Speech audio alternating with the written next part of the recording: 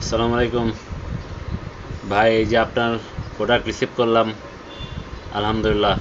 Cambodia modify sling shot, হুম, আর 5 set rubber, একটা এলেঙ্গি, 2টা nut, 2টা স্ক্রু এক্সট্রা।